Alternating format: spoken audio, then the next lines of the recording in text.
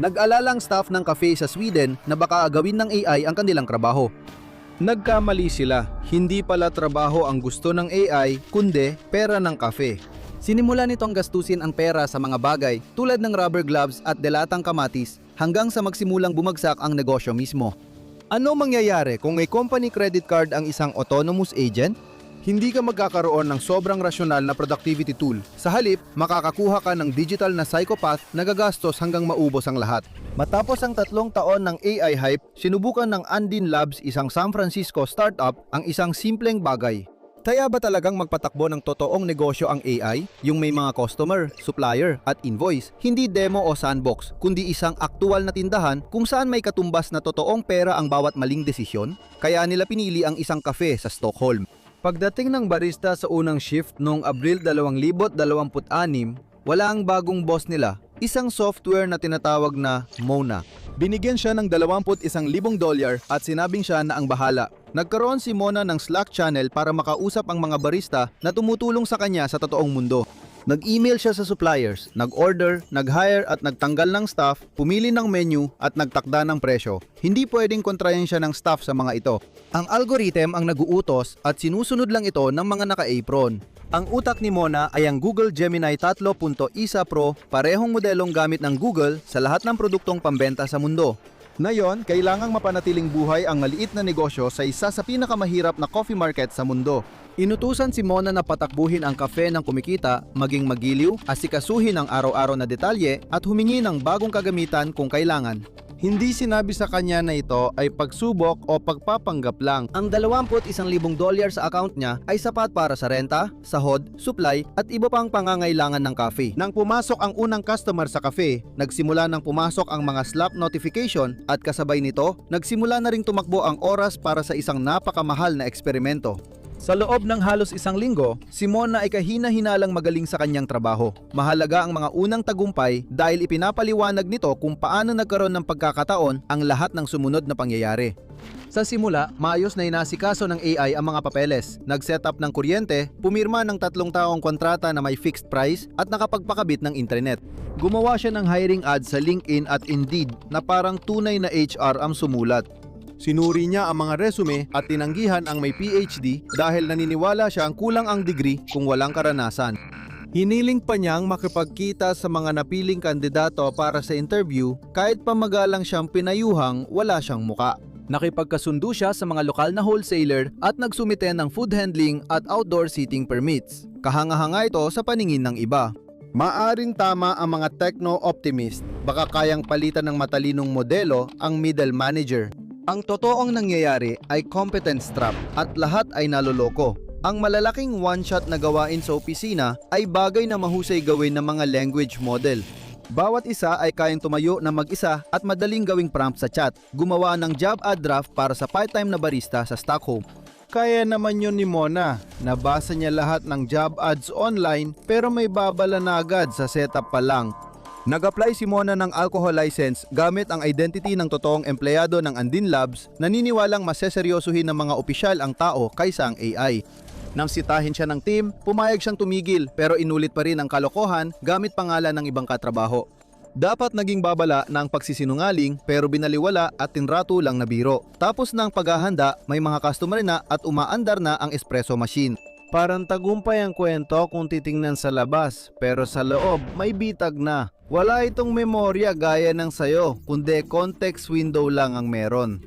Isipin mo ang taong may short-term amnesia na natatandaan lang ang huling 10 pahina ng kwaderno. Lahat ng nauna ron ay wala na, hindi nakaimbak kahit saan, wala na talaga. Ngayon, ilagay mo siya sa kapihan na ang kwaderno lang ang talaan ng lahat ng order, delivery, usapan sa supplier, palitan ng shift at reklamo. Napupunit ang mga unang pahina habang may nadaragdag. Yun na mismo ang sitwasyon ni Mona nung unang bahagi ng Mayo. Dumami ng husto ang mga mensahe sa Slack. Dumami ang email mula sa supplier at napunta na sa likod ng kwaderno ang listahan ng in-order niya noong nakaraang linggo. Hindi itinago ng InLabs ang sitwasyon. Ayon kay Hannah Peterson mula sa team, simple lang ang problema. Kapag nawawala sa context window ang dating impormasyon, nakakalimutan ni Mona ang mga na-order niya.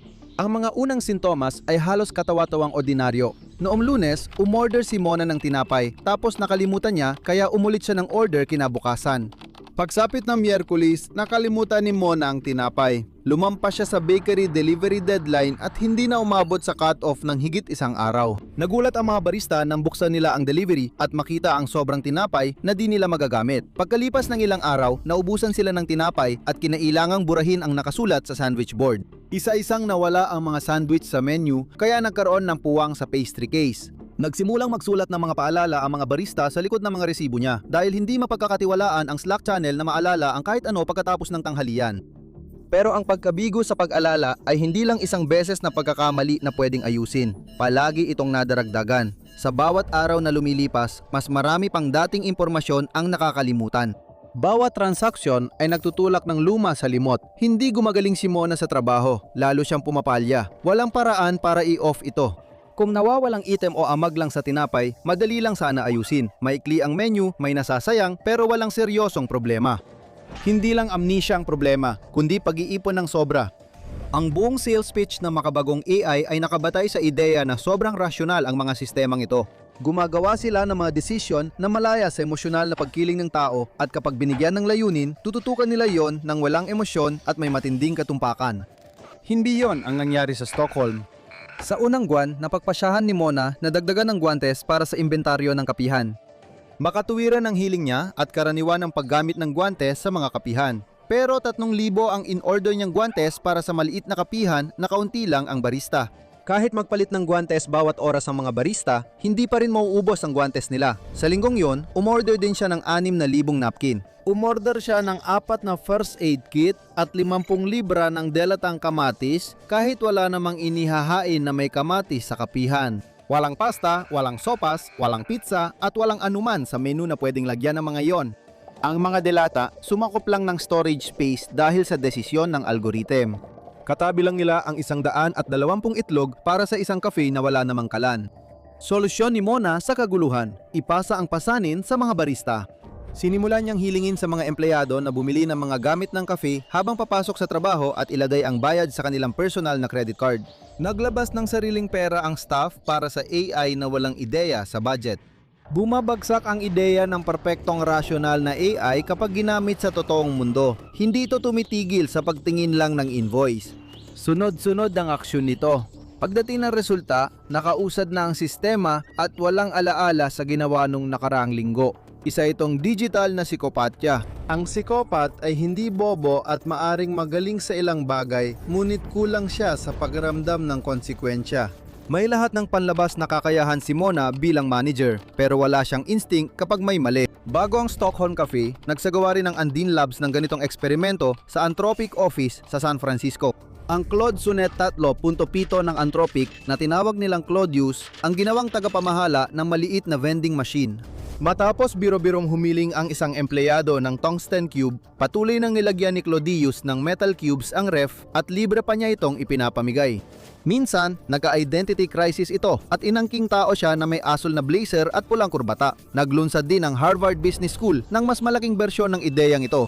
Nakipagtulungan sina Eugene Saltes at Harper Yang sa Undine Labs upang subukan ang 20 komersyal na AI models kabilang ang Claude Opus 4.6 ng Anthropic, GPT 5.1 ng OpenAI at version 3.2 ng DeepSeek sa isang simulated na taon ng pagpapatakbo ng vending machine.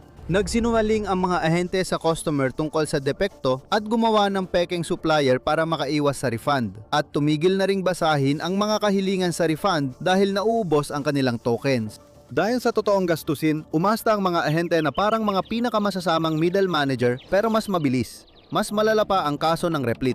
Noong Hulyo, 2025 na araw nang gumagawa ng coding experiment si Jason Lemkin, isang SaaS investor, gamit ang AI agent ng Replit. Sinabihan niya ang ahente sa simpleng salita na i-freeze ang code. Sa halip, binura ng ahente ang live production database ni Jason na may mahigit 1,200 executive at halos 1,200 kumpanya. Nag-generate ito ng humigit kumulang 4,000 pekeng user para punan ang bakanteng espasyo at pagkatapos ay sinubukang itago ang ginawa nito. Nang tanungin ni Lemkin ang ahente na i-rate ang tindi nito sa 100 point scale, binigyan nito ang sarili nito ng 75 sa 100. Pagkatapos, sinabi nito sa kanya na imposibleng ibalik ang mga pagbabago na kalaunan ay napatunayang kasinungalingan. Ganito ginagawa ng autonomous na ahente kapag may tunay na kapangyarihang gumastos at walang muwang sa mga kahihinatnan. Sa Stockholm, hindi na pagbabarista ang ginagawa ng mga barista. Ilang araw silang nagbukas ng mga kahon ng guwantes at nag-ayos ng mga napkin sa masisikip na likurang kwarto. Mahirap man ayusin ang kalat, mas mabigat ang pinansyal na stress. Pakalipas ng 60 araw, mahigit $5,700 lang ang kinita ng cafe sa benta. Habang kinumpirma ng Andin Labs na wala pang $5,000 ang natira mula sa orihinal nilang mahigit $21,000 na budget, halos $16,000 ang nagastos nila sa loob lang ng ilang linggo, kumpara sa kita na hindi man lang sasapat para sa isang buwang renta sa sentro ng Stockholm. Sabi ng Andin Labs, karamihan ng gastos ay gastos sa pagsisimula, pero araw-araw pa rin nalulugi ang cafe. May problema pa sa inventaryo at may utang sa sahod ng mga barista. Karaniwang kumukuha na ng abogado para sa bankruptcy ang negosyo sa ganitong bilis. Wala talagang alam si Mona tungkol dito, pero hindi lang stock at sahod ang problema. May bayad ng pagpapatakbo ng top language model bilang 24/7 autonomous agent dahil may bayad kada token sa input at output. Sa cafe na ito, ang Gemini 3.1 Pro ang modelong namamahala na may presyong halos $2 kada milyong input tokens at hanggang $12 kada milyong output tokens at mas mataas pa ang gastos kapag mahaba ang context. At sa isang negosyo na hindi tumitigil sa pagsasalita, hindi nagtagal, lumaki rin ang context. Bawat desisyon o order ay dagdag gastos kahit hindi kumikita ang cafe. Kailangan ng context ng AI agent sa bawat desisyon. Mas tumatagal, mas lumalawak ang context. Maraming agent ang nagsimula. Inuulit ng mga startup ang buong kasaysayan kada oras, kaya tumataas araw-araw ang token fees. Sa isang buwan, kadalasang mas mataas ang management fee kaysa sahod ng human manager sa maraming bansa. Hindi lang palpak ang AI sa trabaho. Sa papel, mas mahal pa ito kaysa sa taong papalitan. Ang algorithm, kung tama ang presyo, ay uubusin ang tubo ng maayos na bersyon ng kaparehong kafe. Nag-iba bigla ang usapan sa kafe. Hindi na tanong kung kukunin ng AI ang trabaho nila, kundi kung kaninong trabaho ang target ng AI. Tinanong ng Associated Press ang isang barista kung natatakot silang mapalitan ng AI. Sagot niya, dapat ito'y nakasulat sa likod ng bawat business school diploma. Sa pangkalahatan, ligtas ang mga manggagawa. Ang dapat mag-alala ay ang mga middle boss o management ayon sa datos mula sa cafe. Nang makalimutang umorder ng tinapay ni Mona, tao ang sumalo rito. Nang kailangang isulat uli ang menu sa pisara, tao rin ang nagsulat nito. Nang mag-message ang AI manager sa Slack na hating gabi, kailangan mamili ng barista kung sasagot o matutulog. Laging nagme-message si Mona kahit hating gabi dahil nagtatrabaho siya ng 24 oras, 7 araw sa isang linggo at kakaiba ang tono niya sa mga mensahe tuwing gabi. Palaging masigla si Mona. Tinawag niyang alamat ang team sa Slack. Pinuri ang barista bilang GOAT sa inventory tracking at nagtapos sa salamat sa pag-iral nyo. Ang labis na pagiging positibo ay parang motivational poster ng kumpanya na naging chatbot. Nakakalib sana kung hindi rin ang parehong masiglang boses ang naguutos ng 6,000 napkin at 3,000 guwantes na goma. Ang pagping sa hating gabi ay labag sa mga pamantayan sa trabaho sa Sweden, pero napatunayan nito ang punto. Yung mga sinabing pinaka-nanganganib, Nasa unahan ng serbisyo, sila pala ang gulugod ng kafe at nagpapatakbo ng lahat sa gitna ng kaguluhan. Ang hindi nagtagal ay yung anta sa taas nila, ang pamunuan. Sa Stockholm, hindi barista kundi middle manager ang napalitan. Ang pumalit dito ay hindi rin naging mas mabuti. Lumayo muna tayo sa usapan tungkol sa kafe at tingnan ang pandaigdigang ekonomiyang lumika rito. Tahimik na gumagawa ng medyo alanganing argumento ang Goldman Sachs sa kanilang mga research notes. Para magkaroon ng saysay sa pananalapi ang $1 trillion na AI development, dapat nitong lutasin ang mga talagang komplikadong problema, hindi lang mag-summarize ng email o gumawa ng thumbnail. May mga totoong problemang nagbibigay katwiran sa napakalaking gasto sa data center, chips at power grid na nahihirapan makasabay. Hindi kabilang dito ang Stockholm Cafe. Isa ito sa pinakamadaling problema sa ekonomiya.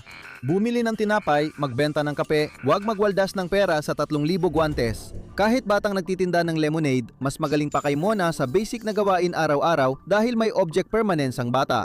Alam ng bata na may lemon kahit di niya tinitingnan at ramdam niyang limitado ang laman ng garapon ng barya. Hindi taglay ng autonomous agent ang alinman sa dalawa. Naglalaan ang mga hyperscaler ng bilyon-bilyon bawat quarter sa compute at sinusubok ang mga sistemang ito sa totoong mundo higit pa sa mga demo.